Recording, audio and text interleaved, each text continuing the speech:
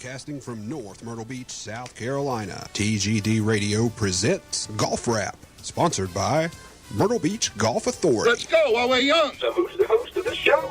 He's the senior TGD golf analyst. He's a former touring pro, a current teaching pro. He will teach for food. Hugh Royer III. Oh, this is the worst looking hat I ever saw. Oh, it looks good on you, though. What about that guy that calls himself the Godfather? He had a voice that could make a wolverine purr. He was like a god walking amongst mere mortals. I look good. I mean, really good. Hey, everyone! Come and see how good I look! He refers to himself as the Godfather. I'm gonna make him an offer he can't refuse. He spends more time on his hair than on the golf course. How's my hair? I'm a Dapper Dan man. If you need a gym card, he's got one. He is George Honeycutt, the Godfather. Don't act like you're not impressed.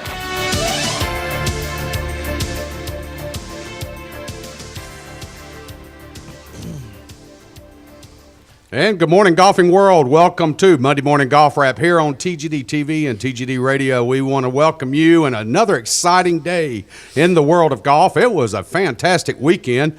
We watched some tournaments from all over the world, including Hawaii in Hawaii. We had a wonderful event there, of which Miguel Angel Jimenez ends up pulling it out with, 6 birdies over the last 8 holes? That's right. Fantastic. Good playing. Of course, Monday Morning Golf Rap's being brought to you by the Myrtle Beach Golf Authority, your number one source for golf packaging and vacations here in the Grand Strand area. You could just give them a call. Heck, they've got over 300 rental units, over 100 golf courses available to them.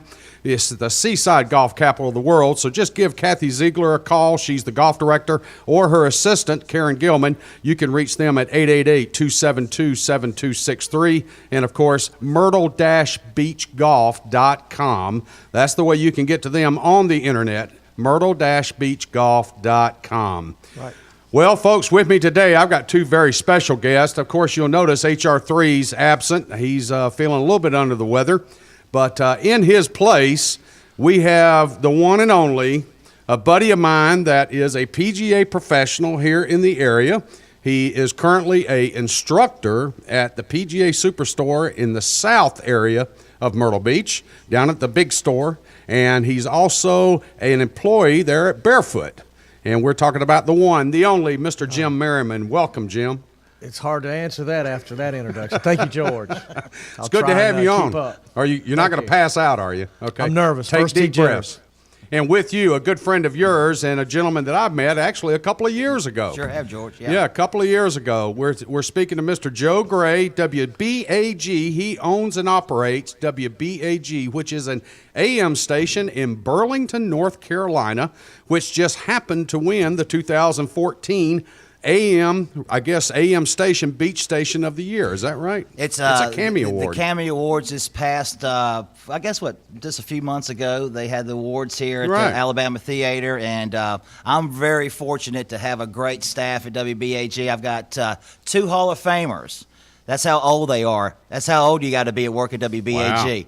Wow. Gail Stuckey, a Hall of Famer, and Charlie Brown, the Charlie Brown Show on the beach. Mm-hmm. That's very popular here in the North Myrtle Beach station on the 900. And I'm just really fortunate. We play beach music throughout the day, Monday through Saturday, and very popular music. And I think it's really getting popular with the young crowd. We're seeing a lot of younger people. When I say young, 45 and 50. Is that still young to you, George? Oh, yeah, absolutely. Okay, yeah. Okay, absolutely. Upper end of young, but it's young. It's upper end of young. It's getting there. For me. So it's a good format for us in Burlington. Yeah, well, you got to get the golf director up to Burlington, dude. You just got to start, pushing it out, send a signal out. No doubt about it. We'd love to have you as part of the family up there and get it out there. I kind of got a feeling you got me on this air to kind of ease me into getting the golf. Oh, there's no easing anything with the Godfather. I'm just kicking you in the butt. We're going. The golf director is coming. Welcome. All right, guys, let's talk a little bit of golf. Again,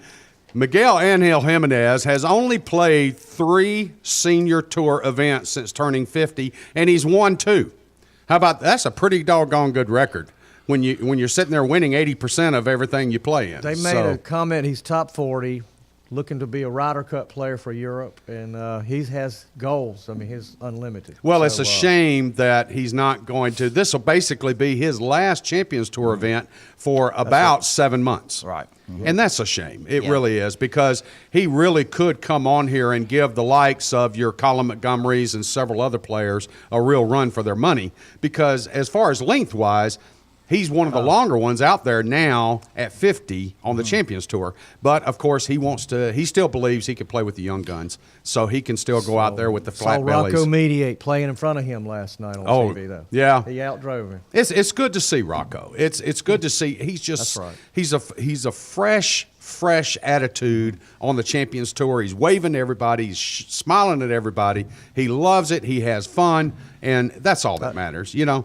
I had a few chances in the Greensboro tournament, the old GGO, or now it's called the Wyndham, and he won that Wyndham, or the GGO, I think, in the early 90s, and I had a chance to interview him there in the media room, and just a fantastic guy. He's an outgoing guy, and he's a person-to-person kind of guy, shaking hands, and fortunately, I just had a chance to be at the right place at the right time and hanging out with Rocco. Yeah. And this was a wonderful That had day. to be a blast. It was Joe. a blast. Had to be a blast. Well, Miguel ends up winning $309,000 for his win yesterday. Nice little check for the weekend, you know. He could buy some more cigars and some more port. So good for him. He didn't back down to Marco Maris 30 on the front nine. He just returned the 30 on the back nine. He returned the favor, didn't he? That doesn't happen often. Again, Marco, it's good to see Mark back out there stroking it well. He played well. He finished one shot back at 16 under par. But again, as you said, Jim, Mark goes out and posts 64 on the final day. And in that wind, that was quite impressive. Quite impressive, obviously making some putts.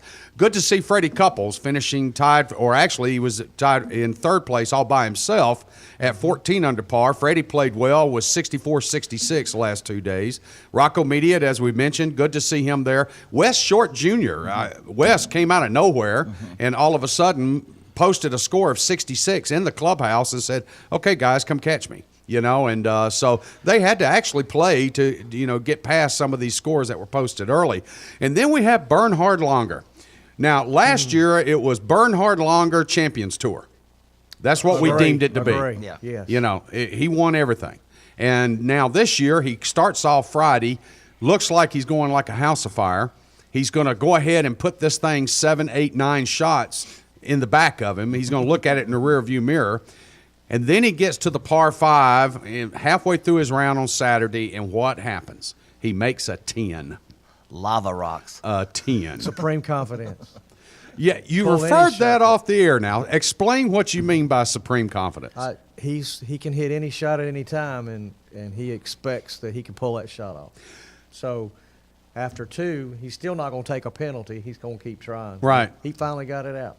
Well, the way I looked at it, Jim, I saw him go into the lava, and I'm sitting here going, you know, if he takes unplayable lie, he still doesn't get relief. Oh, he didn't get all the way out. No. Okay, I didn't know that. He would have taken his 2-club relief, and he would not have gotten full relief. So now he could have gone back to the original point of his shot. But of course, Bernhard being Bernhard, he figured technically and scientifically, oh, I can get it out of this. I could do this. This is no big deal. So he pulls out, hacks, and then finally pops it out. But, you know, we all saw it. His demeanor never changed, though. Yeah, that's true. He just took his medicine. I mean, he played his golf shot. Yeah. So how did you make 10, Bernhard? Well, I don't know. What was the number? 10. Yeah. You know, 10 on a par 5, it kind of puts you behind the 8 ball. And then we see him come back and actually finishes tied for 5th at 12 under par, ends up shooting 65 on Saturday and then a 67. And I think he chipped yesterday in on 18, didn't he? Yeah. Out of the bunker. Yep. You know, Yep. just grinding and grinding. I mean, that's the game of golf. I Right. mean, that's for all us amateurs like me who you get frustrated and you're frustrated, but really the point of the game of golf is every stroke and every hit, you got to just keep going. And I just think that's the part of the game that Bernhard does, is just no quit in him.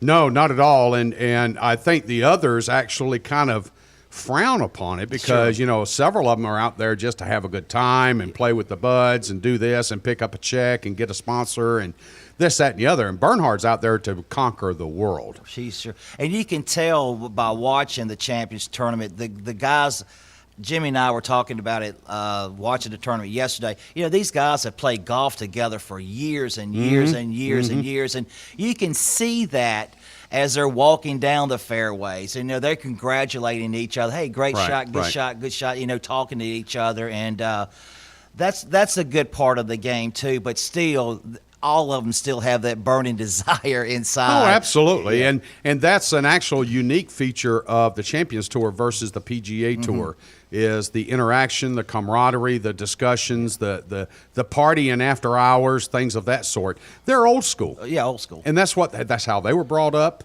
and that's how, they simply are continuing their careers together. So, but still the younger golfers are really bringing in the crowds, and I think that, well, they're bringing in the money. Bringing the in Tigers the money. and the Phils and things like that. So they can just really rip the balls off the tees now. It was good to see Colin Montgomery. He starts off 2015 in good note. Of course, he ends up he's playing with Mark O'Meara and gets up on the par 4 16th, and he decides to cut off a whole corner of the lava rocks, and why, I have no clue. He hit a provisional and absolutely center cut the fairway and outdrove O'Meara by, 100 yards? Looked like it. I mean, it was crazy. And but, again, that's where he lost his tournament. And then we see Olin Brown. Olin's not exactly one of my more favorite people.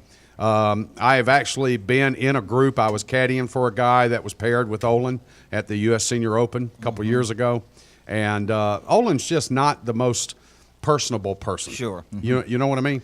He's just not he's not like Jim. He's just not a person. I know I've never met him, but I could tell that he gets very upset over shots. Yeah, he's not a big crowd interaction person. Right. Yeah. Where he's playing with Freddie yesterday, and he's all up in Freddie's grill trying to talk to him and high five, and Freddie wants to communicate with everybody. Yeah. Freddie's just a communicator. He looked like he wanted to have somebody to complain to. Yeah, didn't it though? Missed a few putts. It looked that way. So again, Miguel Angel Jimenez ends up at 17 under par, shoots 69, 64, 66. To pick up his second win in 3 starts on the Champions Tour. Congratulations to Miguel. Fantastic showing. This was his first time being at Hualalai. So for him to go out and be able to conquer this golf course, win this tournament, and, it being the first time that he's witnessed of course, the grasses and the way they grow. They don't grow toward the ocean. They grow toward the volcano. And him knowing that and being able to figure all that out, his first visit, phenomenal playing. Yeah. So, again, congratulations, Mr. Jimenez, the great magic tournament. ponytail himself. Yeah. Again, this weekend we had some great golf coming to us from Qatar at the Qatar Masters. And one, Brandon Grace, I watched this, guys. I watched his entire round, which was on Saturday. Interestingly, they started on Wednesday, Thursday, Friday, and finished on Saturday. Unique for this tournament. But and the reason for that is so everybody can get back to Dubai and get ready for the Dubai Masters this week. But, however, the Qatar Masters, I sat and watched Brandon Grace, and I never saw him within 20 feet to 20 yards of the hole on any green. And I'm sitting there going, he's bailing out on every shot until he gets to 16. 16's a drivable par 4. He comes out, pulls out the new Callaway Big Bertha 815 Alpha double diamond driver, and nails this thing. 297. It hits the green, checks up, rolls up. He's 4.5 feet from the pin for eagle. He drains the putt. All of a sudden now, he's tied for the lead. And then he goes and birdies the next hole. So now he's got a 1-shot lead. And the others are all of a sudden, there's like 7 people within a shot. And he's going, okay, I'm just going to play my way in and post a score. And here's the others going, oh, crap, now we got to go for that green, and we got to go for this pin. And all of a sudden they found themselves double bogey, double bogey. And it just so happened Brandon Grace comes down to the very end, almost finds himself in a playoff, but ends up winning by 1. So congratulations to Brandon for pulling that off. But really, if you watched him from hole 1 through 14, you figure this guy don't have a snowball's chance. Right. I mean, he's doing everything in his power not to three-putt. Everything. Just that one hole makes the big difference. The one hole. He's not known to be long, so it must be the Callaway driver. It must be. He's not known to be and long. He's not very big. Yeah. He's under 6 foot. Yeah, so, I mean, he just rare by he hit it absolutely perfect. He hit the absolute perfect front left part of the green. Okay. If it's 4 feet shorter, it catches the fringe and it doesn't release. But it hits on the green surface right at the collar. It releases, rolls up to 4.5 feet from the pin, and he ends up making the putt for eagle, and it just turned absolutely everything around.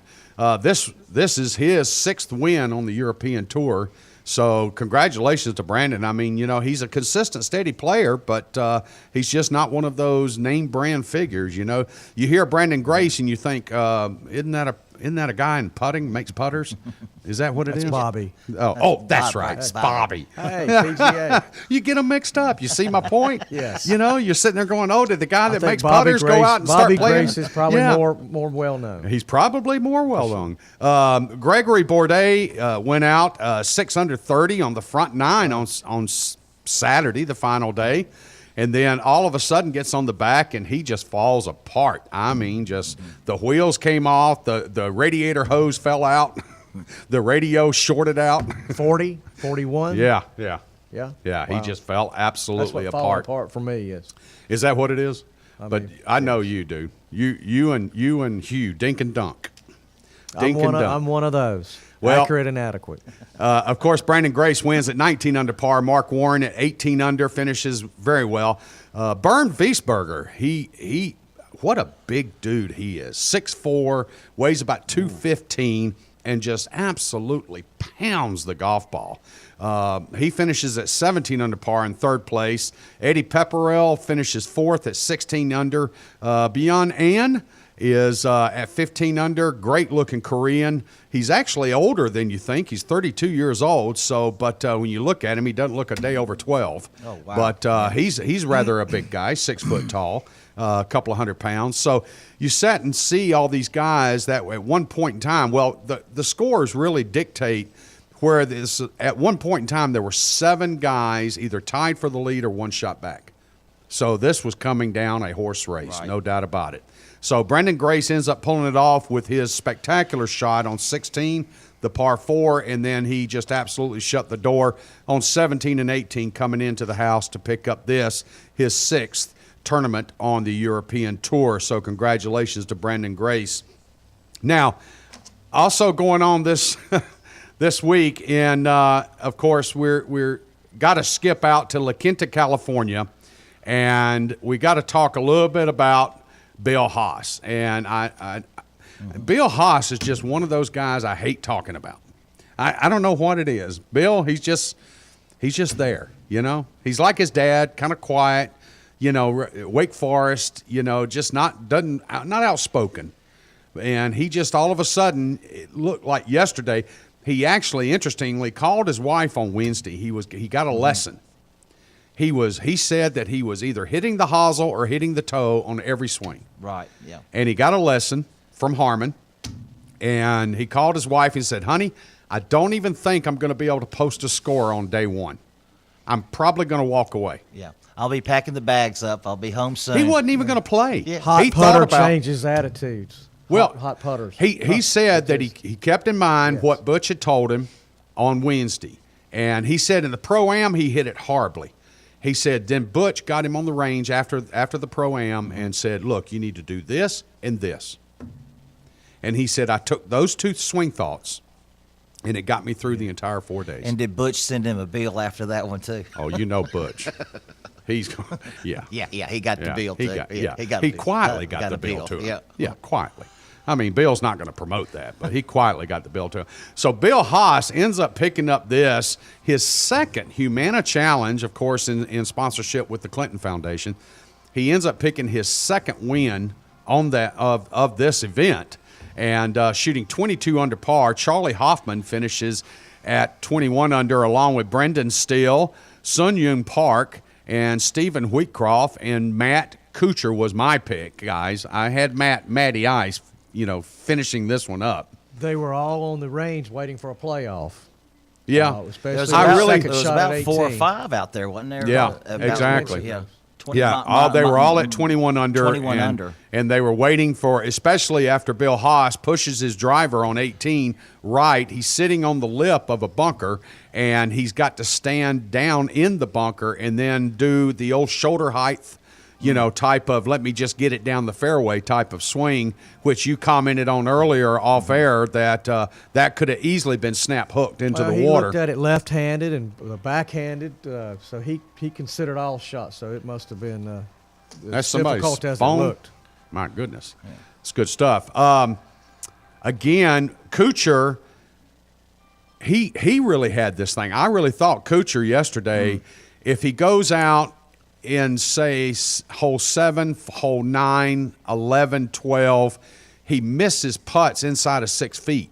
And you're sitting there going, Matt, you could put this thing away. I really do believe that if Kuchar or if Wheatcroft or even Justin Thomas, who is a rookie this year, what an amazing golfer this kid is. We will hear much more about Justin Thomas over the next several months. But Justin comes and snaps one coming into the house on 16, throws it into the water, makes double bogey, takes himself right out of the tournament. Literally, before that, he's making birdie, and he finds himself up there at the top of the leaderboard. Colt Knost goes out and shoots 63 to move himself. He was leader in the clubhouse at 19 under par. And, he was done so early that he had time to fly out, fly back in, and get on the range. Yeah. So he's had it hard since a U.S. amateur win. Yeah. He'll get there. It's struggle. It's been a struggle for Colt. Yeah, no doubt about it. But the scores are just amazing. The scoring of these guys. Hugh refers to it as golf in the dome. Oh, gosh. Okay. They've had really no wind. They've got perfect temperatures. The grasses, they had cut down the rough, so even if they were getting in the rough, it was setting up for them. And the layouts are just the layout there. They're pretty wide open. They're pretty forgiving. Open. Yeah.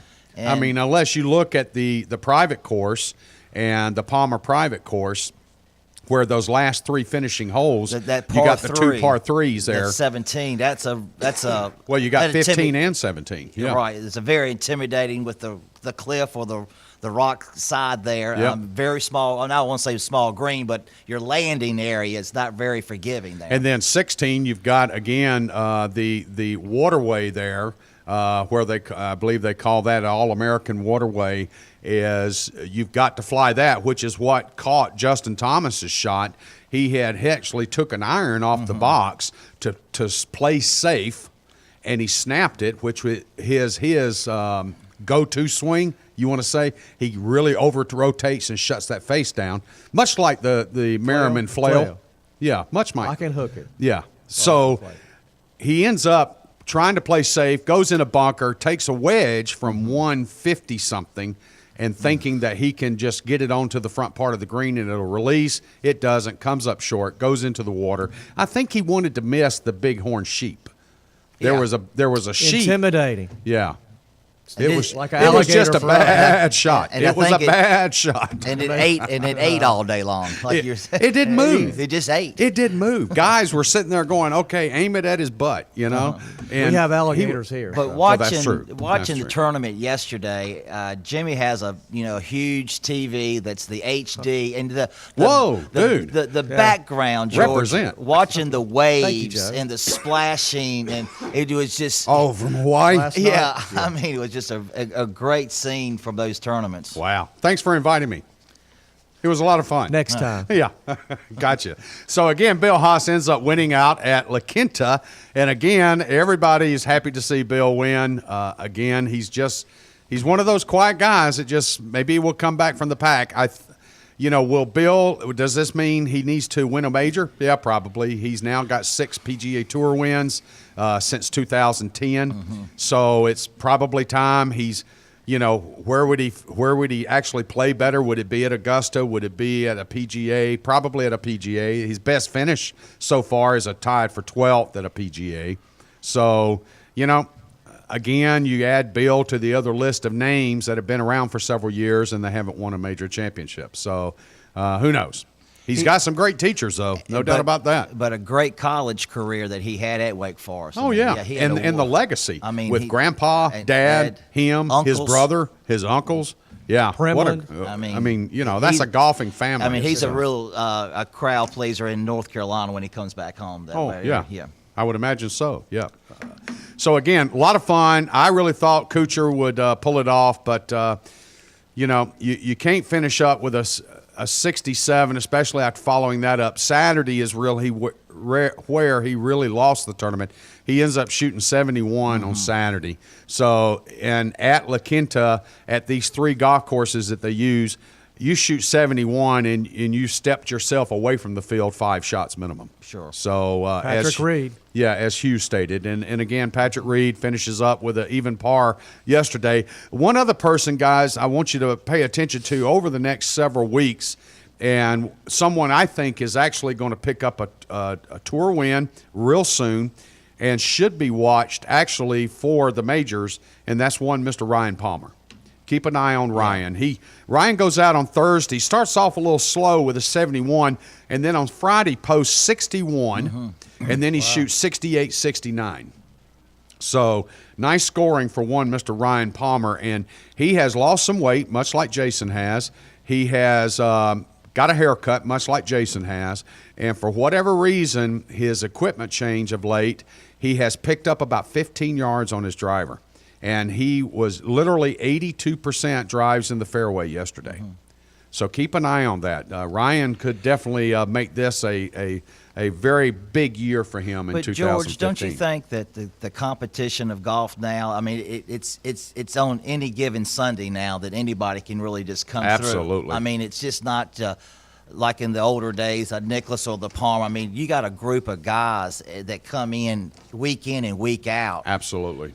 Absolutely. And this week in particular, and the fact that we have Tiger returning for the Waste Management Open at Phoenix, that'll be a lot of fun. We've got the Super Bowl this week. We had Phil the Pro Bowl. Mickelson be at the Waste Management? I believe so. Top 25 for him. He may be made. Yeah, and he started off horribly on Thursday. Yes. So he really had to get it in gear to even make the cut, and then also, too, to finish in the top 25. Right. So hats off to Phil. He wasn't putting real well first couple of days.